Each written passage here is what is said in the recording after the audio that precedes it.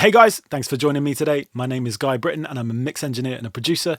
In today's video, I'm going to be sharing with you 3 age-old plugins from Waves that I use on every single mix and I still think are some of the best tools to get to a great sounding vocal quickly and consistently. Now, Waves tend to get a bit of a bad rap these days, mostly because a lot of their kind of hardware emulations don't really stack up to the quality of kind of newer plugin manufacturers, and a lot of Waves' latest plugins, in my opinion, are a bit gimmicky, a bit overly complicated, often sponsored by big name mix engineers, and I just don't find them that useful. But that said, their older plugins like the C1 and the DeEsser and the whole Renaissance bundle, these are still great sounding plugins, and there's a reason why these plugins have been used on countless hit records and why a lot of top mix engineers are still using them in their sessions today. Now with that in mind, let's jump in and take a look at the 3 plugins that I still think are some of the best plugins for processing vocals. So the first thing to mention is that nowadays there are so many plugins, and there are so many plugins that try to emulate analog hardware, and there's so much discussion online about which LA2A plugin is the best, which 1176 plugin is the best, and then there's pages and pages and pages of discussion about which is the closest to the hardware,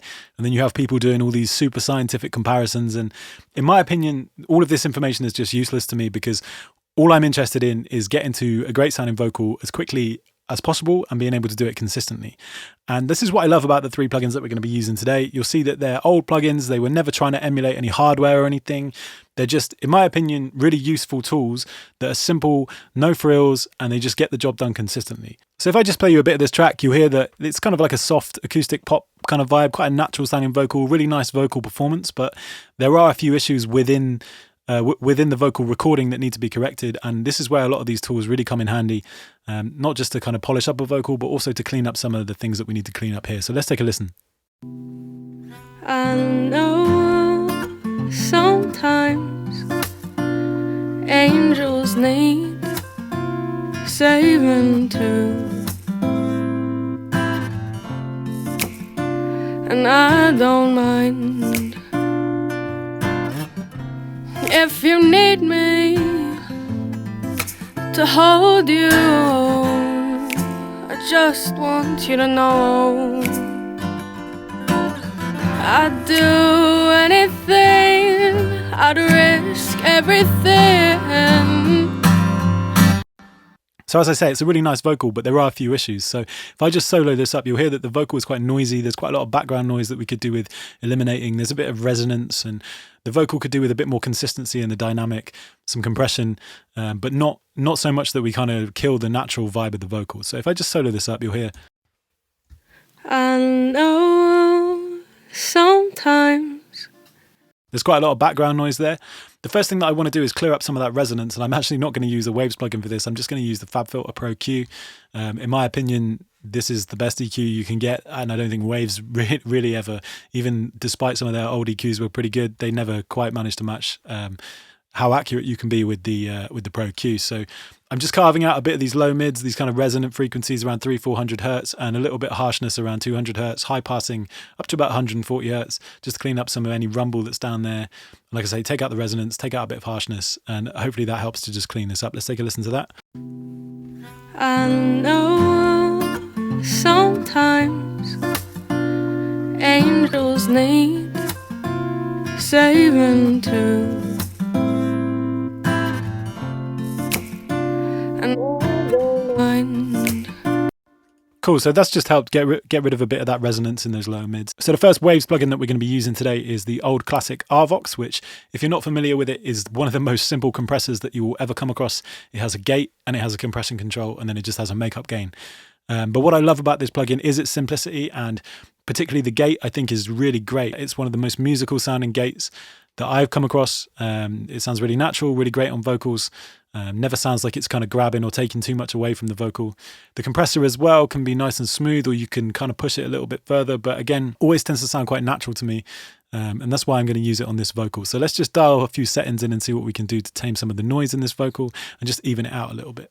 I know sometimes angels need saving too, and I don't mind if you need me to hold you. I just want you to know I'd do anything, I'd risk everything, 'cause you deserve flowers every morning and rainbows to go where you go. And you deserve chocolates in your pocket. So that sounds good to me. We've evened out that vocal with a bit of compression. We're not pushing it too hard, and that gate's really cleaning up some of that noise, which is exactly what we want. Careful just to make sure we level match it, because when we pull down the compression, the gain does shoot up. So this gain control is really useful, just to making sure that output level comes down. And like I say, the gate's so easy to dial in. We're just kind of looking for the resting place of the noise in the vocal and then setting that gate accordingly. And then we can just, tweak that to suit. So that sounds really good. One of the things that is popping out to me is that we've got a little bit of sibilance happening. One plugin that I always love is the old DeEsser from Waves. It's so simple, a bit like Arvox, really limited in its controls. We just have this one threshold control, and then we can set a side chain here with the frequency. I usually set it to somewhere between 6 and 7K. I don't have to think about it too much. And then again, just pull it down to suit kind of where the sibilance is cutting through. And this plugin is always really effective. There's plenty of other DeEssers out there, like the Iosis DeEsser, which has loads of different controls. The FabFilter Pro DS is a really good DeEsser, but again, for me, these are just a bit overly complicated. What I love about this DeEsser is I just pull it up, I set the threshold, tweak the frequency if I need to, and it just works straight away. And that's what I want. I want to be able to do things quickly and consistently. So let's just dial in this DeEsser and see what we can do to just tame a bit of that sibilance. I know sometimes angels need saving too, and I don't mind. I know sometimes angels need saving too. I'd do anything, I'd risk everything, 'cause you deserve flowers every morning and rain. Cool, so that sounds good. I'm happy with that. It's a natural sounding vocal. We don't want to push it too far. We don't want to over process it. And between those two plugins, we've managed to achieve a really natural sounding compression, some natural gating, and a bit of smooth de-essing just to tame out some of that sibilance. So I'm just going to add a bit of reverb in here. I'm just going to use the Lexicon Vintage Plate, which again is a really old plugin. But on this mix, it sounds really nice.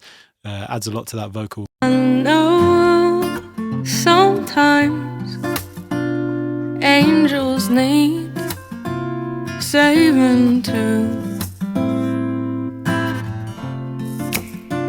and I don't mind.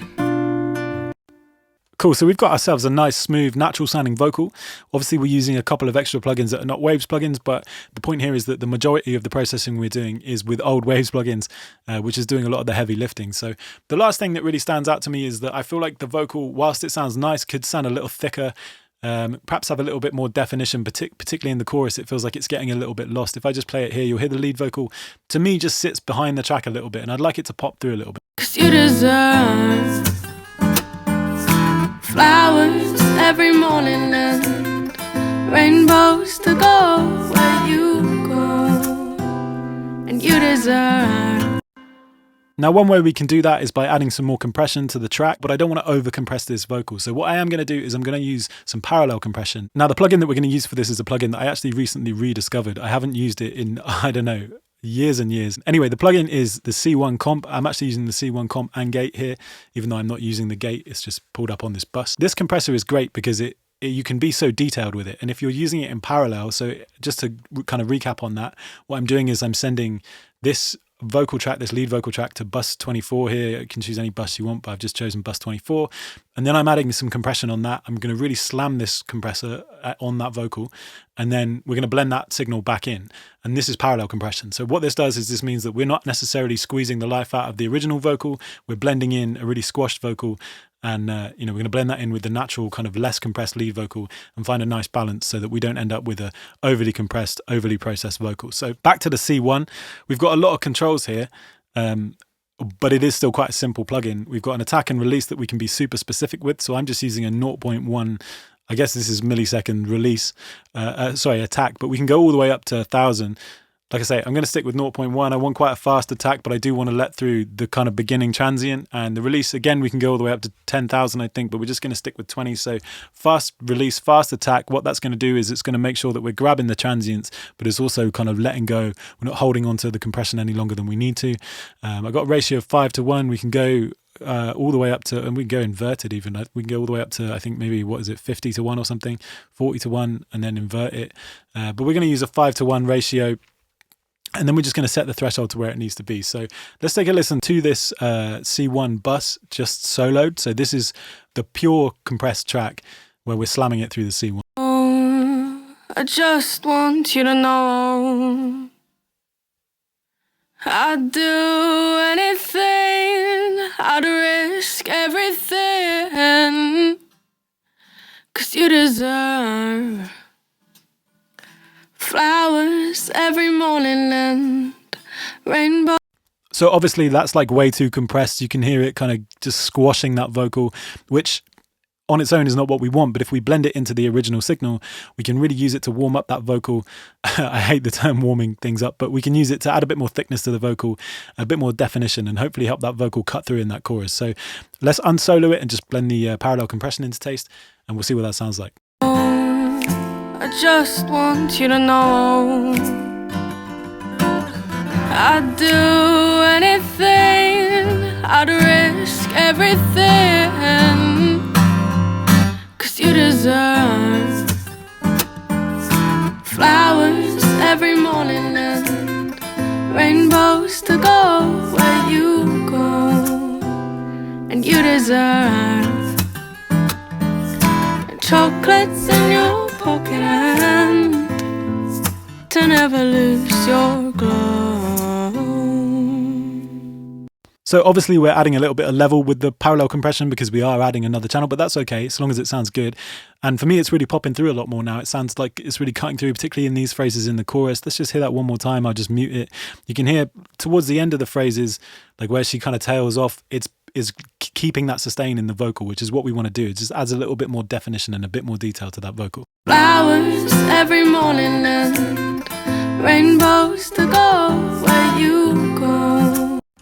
So without it on this phrase. Rainbows to go where you go. You can hear it kind of tails off. You can see in the dynamic of the waveform that it sort of tails off, and you can hear that. The vocal feels like it comes forward and then goes back a little bit. Whereas if we add in this parallel compression, it should hopefully fix it in place.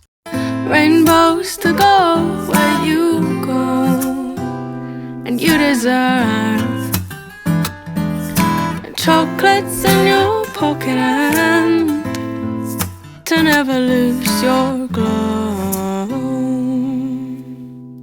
So I'm really happy with what we've done there. If I just play that back without any of the processing on, turn off the parallel sends as well, you'll hear the difference that we made. I know sometimes angels need saving too, and I don't mind